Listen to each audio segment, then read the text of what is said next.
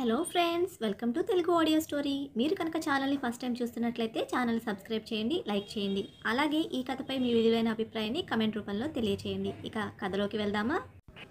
నా ప్రాణమా పార్ట్ 25 చూసే ముందు పార్ట్ 24 చూడండి. లింక్ డిస్క్రిప్షన్లో ఇవ్వడం జరిగింది. థ్యాంక్స్ పిల్ల అన్నాడు. ఎందుకు? చాలా వాటికి అంటూ తల మీద ముద్దు పెట్టుకొని, ఫీవర్ తగ్గిందా పూర్తిగా? అన్వెల్గా అనిపిస్తే చెప్పు ఇప్పుడే అన్నాడు లాలనగా. తగ్గింది, కానీ నేను ఒకటి అడగనా? చెప్పు. ఆ ఇంటికి కూడా నేనే ఆడపిల్లని. ఇక్కడ పనులు అవ్వగానే ఒక గంట అక్కడికి వెళ్ళిరానా? ఇష్టం లేకపోతే వెళ్ళనులే, కోప్పడకు. అతని గుండెకు గెడ్డాన్ని గుచ్చి చెప్పింది అమాయకంగా చూస్తూ. వెళ్ళు, బట్ తొందరగా వచ్చేయి. ఇది జాను కోసం కాదు, నా కోసం.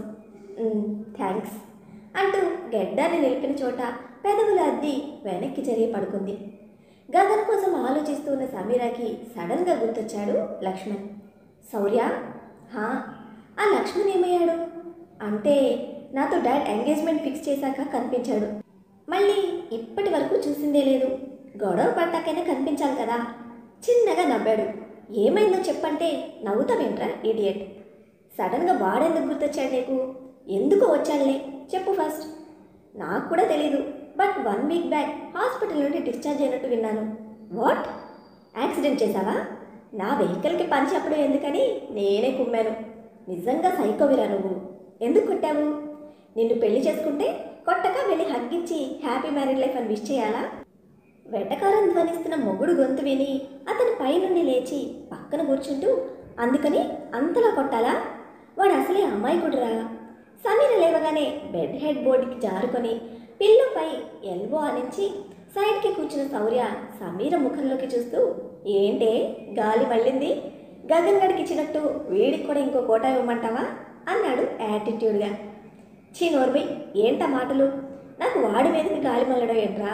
కోప్పడుతున్న సమీరాని మీదకి లాక్కొని వాడి మీద కొంచెం కూడా ఇష్టం లేకుండానే పెళ్లి కొప్పుకున్నావా అని సూటిగా చూస్తూ అడిగాడు. చెప్పవే. ఇష్టం లేదు, కానీ డాడ్ కోసం. ఇంకోసారి నీ బాబు పేరు నా ముందెత్తకు శౌర్య. అతను నా daddy. You have to give respect to him. కుక్కకిస్తాను. శౌర్య, నువ్వు కోపం తెచ్చుకోక సమీ, కానీ అతని గురించి నీకు చెప్పి నేను బాధ పెట్టలేను.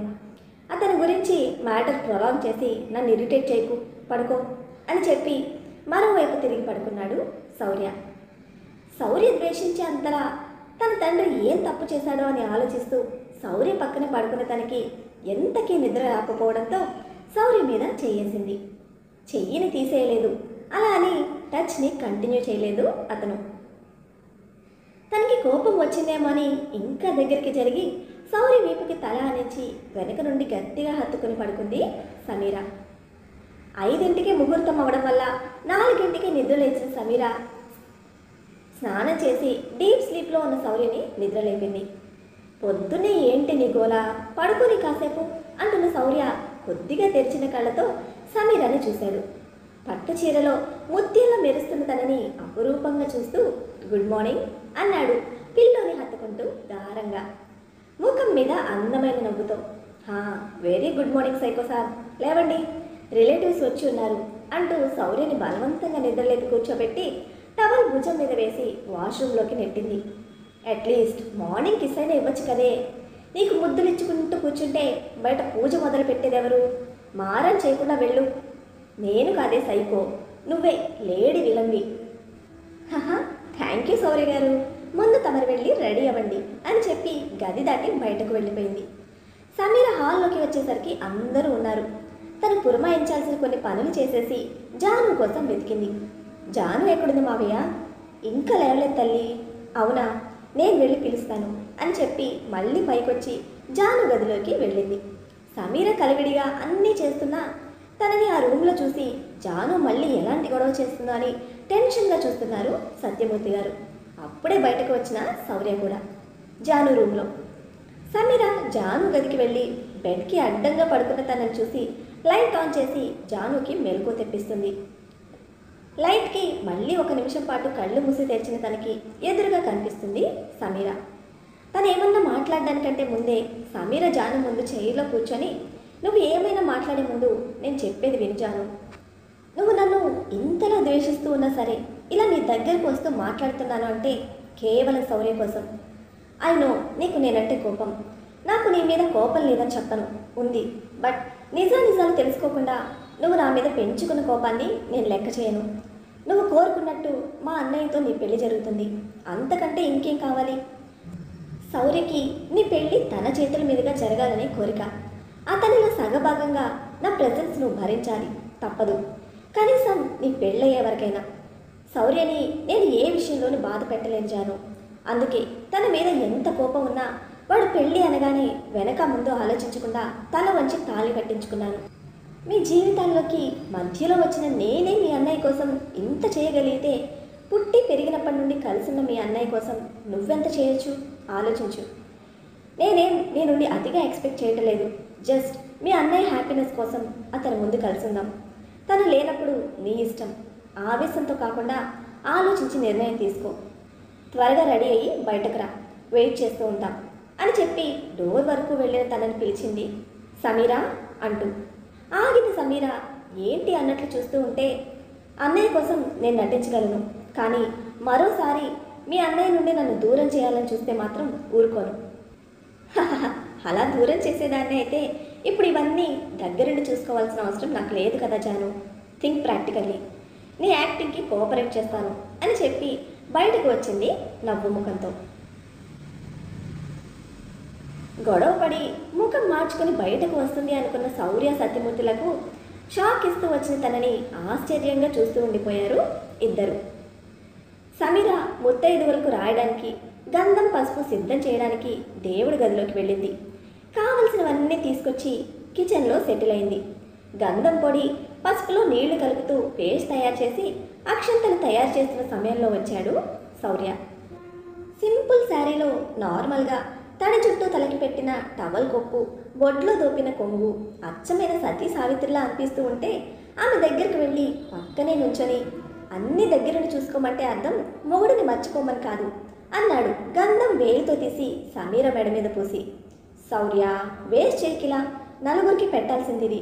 చిన్నగా కసిరిన తన మాటలకి నేనెక్కడ వేస్ట్ చేశానే మెంటల్.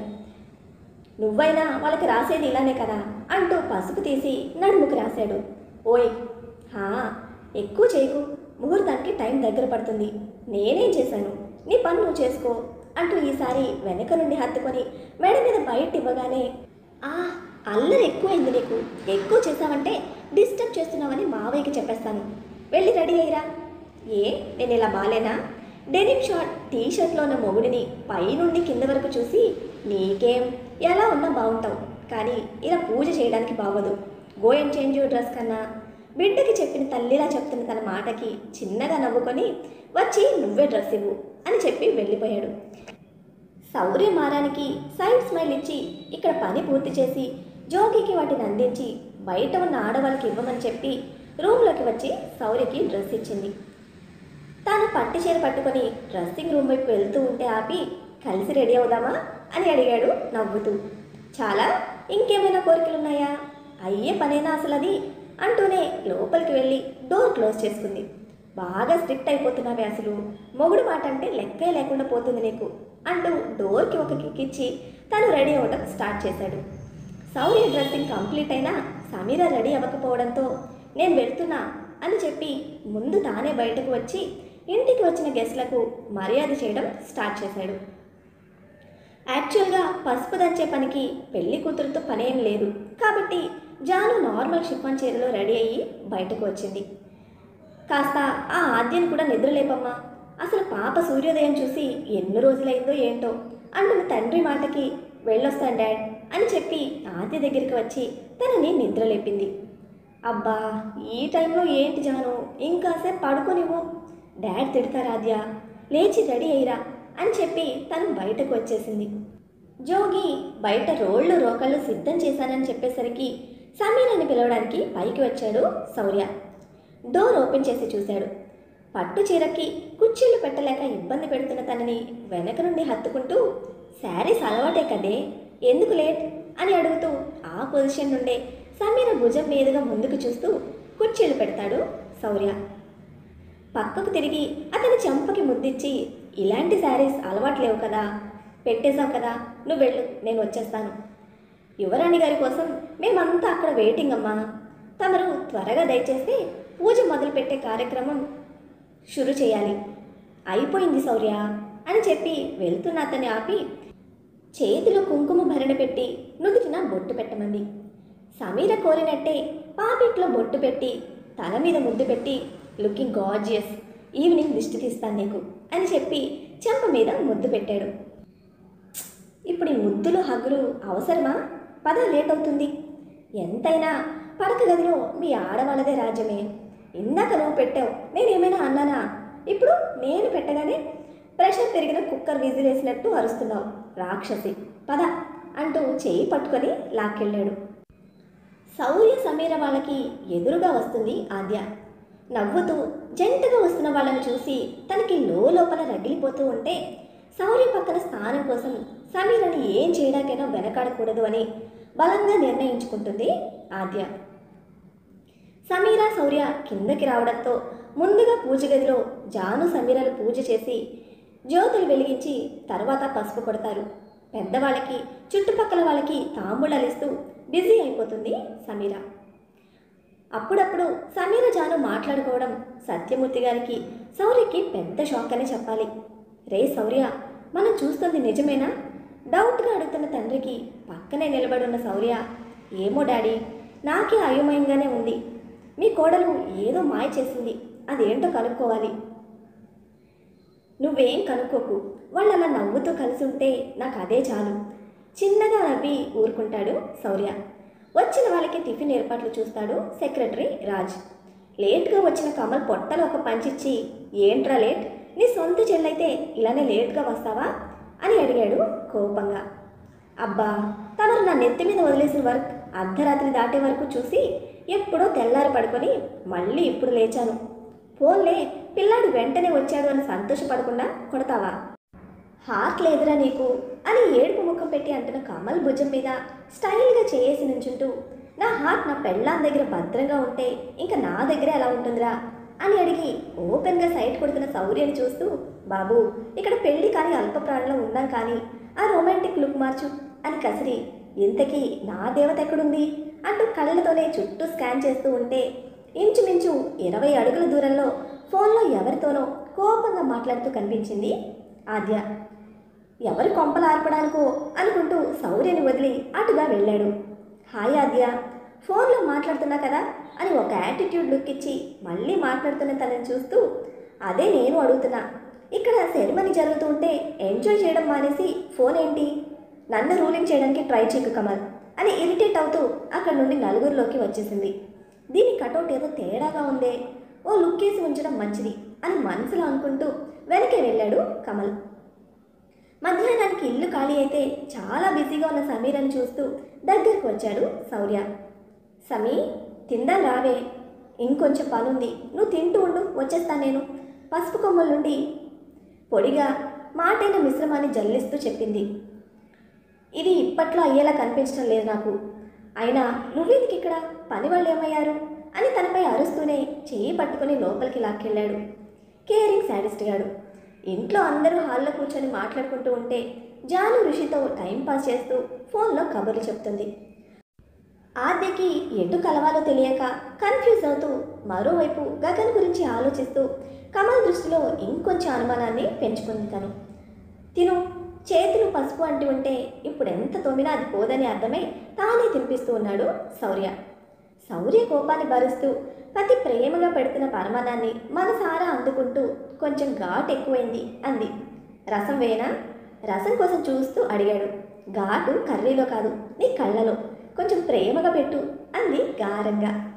ప్రేమగా ఎలా పెట్టేది? టైం 3 అయింది, ఏదో అని పని చేస్తూ మార్నింగ్ కూడా బ్రేక్ఫాస్ట్ తప్పించుకున్నావు, 4 పీకి పెడదామంటే అందరిలో ఉన్నావు అని కోపంగా అంటున్న శౌర్య బుగ్గ మీద ముద్దు పెట్టి, తెలియలేదు ఆకలి, అందుకే మర్చిపోయాను. అయినా తిట్టి పెట్టడానికి నువ్వున్నావు కదా అంటూ ఇంకో ముద్ద పెడుతున్న శౌర్యకి నువ్వు తిను అన్నట్లు కళ్ళతోనే సైగ చేస్తుంది. నేను తింటానులే, నువ్వు తిని వేరే పనులు పెట్టుకోకుండా కాసేపు రెస్ట్ తీసుకో, మార్నింగ్ నుండి ఎండలో ఉన్నావు, ముఖం ట్యాన్ అయిపోయింది అని చెప్పి ఇంకో 4 ముద్దలు నోట్లో కుక్కి తనని పంపేసి తను కూడా తిని పైకి వస్తుంటే కాల్ వచ్చింది, వెడ్డింగ్ కార్డ్స్ తీసుకెళ్ళండి అని.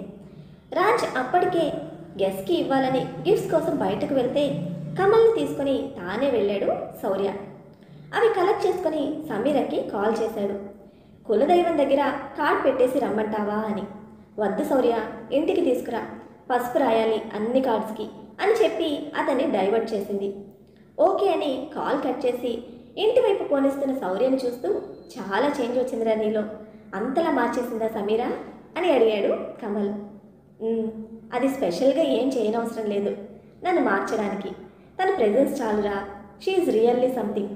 కాబట్టే జాను తనని ఎంత అవాయిడ్ చేసినా సరే దగ్గరుండి తన పనులు చేస్తుంది, ఆకలి కూడా గుర్తురానంతగా. దాని మనసు మంచిది, అందుకే దానికి మరోసారి పడిపోయాను అని చెప్పి పోర్టికోలో కారు ఆపి ఇంట్లోకి నడిచాడు.